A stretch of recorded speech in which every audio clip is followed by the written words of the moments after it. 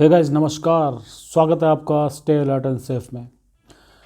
Guys, security में एक जो बहुत बड़ा चैलेंज देखने को आता है कि किस तरीके से लंबे समय तक अपनी जॉब को एक ही जगह पर रिटेन कर पाए या एक ही जगह पर हम रह पाएँ। क्योंकि आजकल क्या है कि जो मंदी आ रही है दुनिया में, उसका असर कंपनीज़ में देखने को मिल रहा है। साथ ही साथ जो मिनिमम वेज इंक्रीज़ हो रहे हैं, खासकर महानगरों में और पूरे देश में, तो सिचुएशन ये आ गई है कि कंपनीज़ को अपना खर्चा कम करने के लिए मैन पावर कम करनी पड़ रही है। अब मैन पावर कम करने के साथ साथ काम तो उतना ही है, बट मैन पावर कम हो रही है। तो उस सिचुएशन में क्या करें और कैसे हम कंपटीशन दें अपने साथ वालों को जो कि काम करने के आदी नहीं हैं, या फिर जो कि काम करना नहीं चाहते हैं, उनको किस तरीके से हम कंपटीशन दें। या तो वो भी सुधर जाएं, या फिर हमें तो अपना घर चलाना ही है और हम किस तरीके से उनसे compete कर पाएँ। तो आज का जो डिस्कशन है वो इसी मैटर पे है। मैं आपको मेन 5 पॉइंट बताऊंगा कि जिससे आप अगर आप फॉलो करते हैं तो बहुत स्ट्रॉन्ग चांसेस बनते हैं कि आपको उस साइट पर, उस कंपनी में रिटेन किया जा सकता है। जैसा कि आपको पता ही है कि अभी अग्निपथ एक स्कीम भारत सरकार ने चलाई है, और जो 4 साल के बाद जब वो वापस अपने घर आना शुरू करेंगे, यानी कि शॉर्ट रिटायरमेंट लेके, तब चैलेंज जो सिक्योरिटी पर्सनल हैं उनके पास ये रहेगा कि किस तरीके से उस जॉब में रह पाए।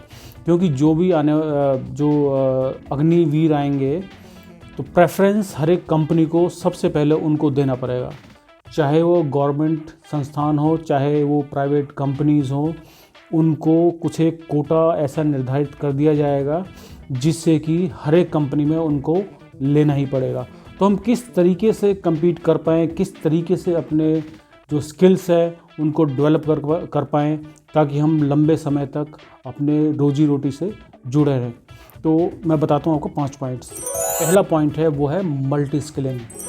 यानी कि अगर मैंने अपने जो प्रोफेशनल करियर में ऐसा देखा है कि सिक्योरिटी गार्ड पिछले 10 साल से 15 साल से सिक्योरिटी गार्ड का काम ही करता हुआ आ रहा है, और उसको विजिटर मैनेजमेंट के बारे में नहीं पता, उसको मटेरियल मूवमेंट के बारे में नहीं पता, उसको बाकी के सिक्योरिटी प्रोसेस के बारे में नहीं पता। उसको सिर्फ ये पता है कि गेट पे खड़ा होना है, गेट को खोलना है और गेट को बंद करना है। तो गाइज, मल्टी स्किलिंग अगर कोई व्यक्ति अपने अंदर लेके आ जाता है तो बहुत स्ट्रॉन्ग चांसेस है कि वो लंबे समय तक उस कंपनी में रहेगा। मल्टी स्किलिंग का मतलब है कि मल्टीटास्किंग, यानी कि एक ही व्यक्ति को बहुत सारे काम आते हैं, जैसे ऑलराउंडर होता है उस तरीके से। फॉर एग्जांपल कि एक सिक्योरिटी गार्ड है, उसको अपने सिक्योरिटी के बेसिक जो प्रोसेस है उसकी नॉलेज तो होनी ही चाहिए। बेसिक प्रोसेस का मतलब है विजिटर मैनेजमेंट आपका आ गया है, मटेरियल मूवमेंट आ गया है, फर्स्ट एड आ गया है आपका, उसके बाद सीसीटीवी मॉनिटरिंग आ गया है, उसके बाद पेट्रोलिंग आ गया है। तो इस तरीके का जो प्रोसेस है वो बेसिक चीज़ें हैं। फायर फाइटिंग आ गया, फायर एंड सेफ्टी के बारे में उसको पता होना चाहिए। ये बेसिक चीज़ें तो पता ही होनी चाहिए। साथ ही साथ उसको कंप्यूटर नॉलेज गेन करनी चाहिए। उसके बाद उसको हर एक पोस्ट की नॉलेज होनी चाहिए। उसके बाद मल्टी स्किलिंग में उसको कंप्यूटर के साथ साथ विजिटर मैनेजमेंट के आजकल सॉफ्टवेयर्स आ रहे हैं, उसकी नॉलेज उसको लेनी चाहिए। मल्टी स्किल में उसको रिपोर्टिंग आना चाहिए कि रिपोर्टिंग किस तरीके से करना है। अगर कोई उसका ऐसा काम दे दिया गया, उसको मान लीजिए 2 व्यक्ति काम कर रहे हैं, एक को हमने एक रिसेप्शन पे लगा दिया और दूसरे को हमें रिपोर्ट भेजने पे, यानी कंप्यूटर पे रिपोर्ट एक फॉर्मेट बना के दे दिया मैनेजमेंट ने, और रिपोर्टिंग करना है, उसको रिपोर्ट भेजना है, और रिपोर्ट बनानी उसको आती नहीं है, तो उसके लिए 2 बंदे तो रखेंगे नहीं। अब मैन पावर अगर रिड्यूस हो रही है तो उसको बंदे को वो काम भी आना चाहिए। अगर मेरे को रिपोर्ट बनानी है, किस तरीके की रिपोर्ट बना के भेजनी है, किस किस को भेजना है, मेल किस तरीके से करना है, एक्सेल में अगर कुछ मेरे को डाटा मेंटेन करना है तो किस तरीके से करना है। अगर उसको मैन पावर कम करनी है अगर कंपनी को, तो सीसीटीवी ऑपरेटर रखने की बजाय हो सकता है उन्हीं गार्ड में से किसी को एक लगा दिया जाए। वो सीसीटीवी जो मॉनिटरिंग है वो भी करेगा, साथ ही साथ वहीं पे बैठे बैठे एक दूसरा काम भी करेगा। तो ये है मल्टी स्किलिंग। तो आपको ऐसा नहीं है कि आप अपने सुपरवाइज़र को बोले कि मेरे को यही काम करना है, या सुपरवाइज़र अपने सिक्योरिटी ऑफिसर को बोले कि मेरे को इसी पोस्ट पे ड्यूटी चाहिए, क्योंकि वहाँ पे कंफर्ट जोन आ जाता है काफ़ी दिनों तक काम करते करते। तो गाइस मल्टी स्किलिंग एक बहुत बड़ा पॉइंट है, इसको अपने अंदर डेवलप करें। दूसरा पॉइंट है ऑनेस्टी, यानी कि ईमानदारी।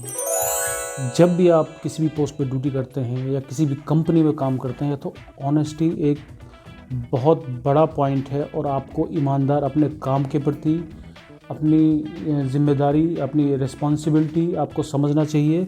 साथ ही साथ अगर कोई ऐसा जिम्मेदारी वाला काम आपको दिया गया है कंपनी द्वारा जिसमें कि कॉन्फ्लिक्ट ऑफ इंटरेस्ट होने के चांसेस बहुत ज़्यादा हैं, यानी कि आपको कुछ मान लीजिए मटेरियल लोड करवाने की जिम्मेदारी दे दी है, किसी कंपनी में मैन्युफैक्चरिंग यूनिट है और वहाँ पे आप माल लोड करा दें। ऐसा नहीं है कि 10 का बिल हो और आप 20 डब्बे वहाँ पे लोड करा दें, तो एक कॉन्फ्लिक्ट ऑफ इंटरेस्ट आ गया। तो ऐसा बिल्कुल भी नहीं करना। या आपको अटेंडेंस की जिम्मेदारी दे दी गई है और आप अटेंडेंस, जो एब्सेंट व्यक्ति है उसकी भी आप अटेंडेंस लगा रहे हैं, या फिर किसी से आप किसी भी तरीके से पैसा खा रहे हैं, तो ऐसा नहीं होना चाहिए। अपने कंपनी के प्रति, कंपनी की पॉलिसी के प्रति आपको ईमानदार रहना चाहिए। अगर कोई इस तरह का रॉन्ग डूइंग होता है तो अपने सीनियर को बताना चाहिए, बट इस इलीगल एक्टिविटी में बिल्कुल भी इन्वॉल्व नहीं होना चाहिए। अपनी पूरा ईमानदार बन के आपको ड्यूटी वहाँ पे करनी चाहिए। तीसरा पॉइंट आता है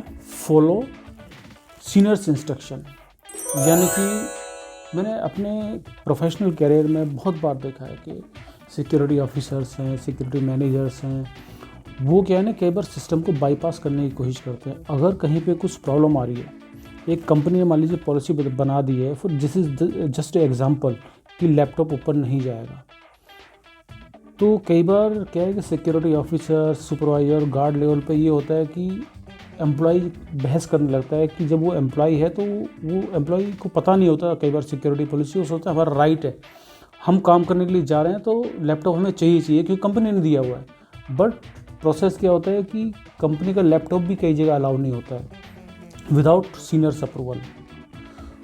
उसके बाद क्या है कि वो उस कॉन्फ्लिक्ट को अवॉइड करने के लिए कहते हैं ठीक है जाने दीजिए, और उसको अलाउ कर देते हैं।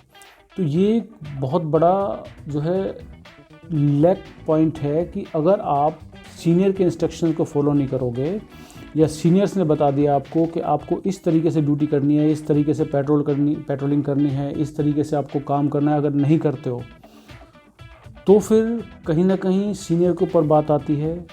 जो मैनेजमेंट है वो सीनियर से पूछेगा आपके, और उस सीनियर की नौकरी खतरे में भी आ सकती है, आपकी नौकरी खतरे में आ सकती है, और जिस कंपनी के थ्रू आप काम कर रहे हो कहीं ना कहीं उसकी ब्रांड वैल्यू, ब्रांड इमेज भी ख़राब होती है कि आपकी मैनपावर काम ठीक से नहीं कर रही है। सीनियर्स को पता होता है क्योंकि वो मैनेजमेंट के साथ टच में रहते हैं कि क्या प्रोसेस फॉलो करवाना है, क्या नए इंस्ट्रक्शंस आए हैं, ब्रीफिंग्स में वो बताते हैं, ट्रेनिंग्स में वो बताते हैं।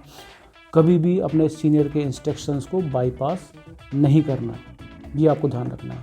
अब आता है चौथा point, knowledge of company policy. तो भाई जहाँ भी जिस भी कंपनी में आप काम करते हैं, आपको जैसे ही टाइम मिले, या आप घर पे ले जाइए या वहाँ पे पढ़िए, फाइल है तो आपको कंपनी की पॉलिसी का, जो भी सिक्योरिटी पॉलिसी है उसकी नॉलेज आपको ज़रूर होनी चाहिए।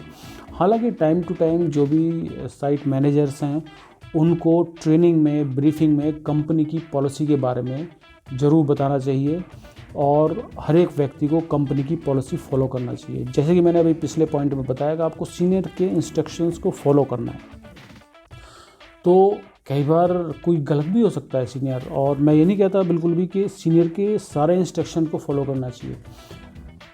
उन इंस्ट्रक्शंस को फॉलो करना चाहिए जो कि कंपनी पॉलिसी के अकॉर्डिंग है, और उसके लिए आपको कंपनी पॉलिसी का ज्ञान होना, नॉलेज होना बहुत ज़रूरी है। अगर कंपनी पॉलिसी की आपको नॉलेज नहीं है और अगर कोई सीनियर गलत है और आपने उसके इंस्ट्रक्शन को फॉलो कर लिया, तो आप भी उतने ही दोषी हैं जितने आपका सीनियर दोषी है।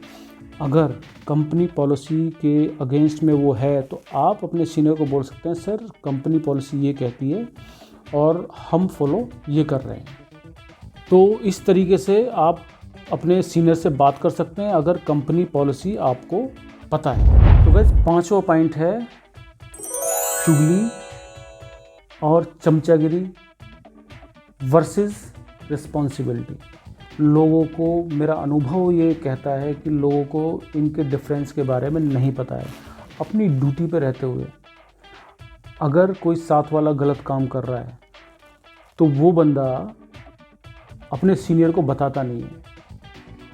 जब बाद में पता लगता है, कोई गड़बड़ हो जाती है, तो बोलते हैं सर अब दूसरा गलत कर रहा है तो मैं तो गलत कर नहीं रहा ना, वो गलत कर रहा है तो मैं क्या करूं।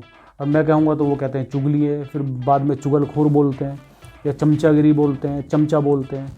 तो गाइज़ ये बहुत ही गलत थिंकिंग है। आपको डिफरेंस पता होना चाहिए कि चमचागिरी, चुगली और रिस्पॉन्सिबिलिटी में क्या फ़र्क है। और ऐसा भी देखा गया है कि एक छोटी सी गलती के ऊपर बड़े बड़े कॉन्ट्रैक्ट भी टर्मिनेट हो जाते हैं। मान लीजिए वहाँ पे 50 या 100 आदमी काम कर रहे हैं और कॉन्ट्रैक्ट टर्मिनेट हो जाता है, तो 100 आदमी कितने दिन बैठेंगे, कहाँ कहाँ फिर ड्यूटी मिलेगी उनको या नहीं मिलेगी, या हो सकता है कि 6 महीने और साल तक बैठना पड़ जाए। कि एक आदमी की गलती के ऊपर वो कितना बड़ा पाप कर रहा है कि बाकी की जो नौकरी है, बाकी की रोजी रोटी है, उनके ऊपर खतरा डाल रहा है। हो सकता है किसी के बच्चे की फ़ी जमा करनी होती है, किसी का बच्चा कहीं पढ़ रहा है, किसी की माँ बहुत गंभीर बीमारी से जूझ रही है, किसी का बच्चा, किसी वाइफ कोई गंभीर बीमारी से जूझ रहा है, और उनको फिर बाद में प्रॉब्लम आई, किस तरीके से अपनी जीवनचर्या चला पाएंगे वो। तो गाइज़ ये बहुत इंपॉर्टेंट पॉइंट है। अगर आप ड्यूटी पे हो और कोई आपका साथ वाला गलत कर रहा है तो उसको इन्फॉर्मेशन अपने सीनियर को ज़रूर देना है। और इसके बारे में एक अलग वीडियो बनाऊंगा डिटेल से कि चुगली, चमचागिरी और रिस्पॉन्सिबिलिटी में क्या फ़र्क है। तो गाइज़ वीडियो अच्छा लगा तो इसको शेयर ज़रूर कीजिएगा, वीडियो लाइक कीजिए, और हाँ, अगर अभी तक आपने ये यूट्यूब चैनल सब्सक्राइब नहीं किया है तो इसको सब्सक्राइब कर लीजिएगा। बहुत बहुत धन्यवाद आपका। Stay alert and safe.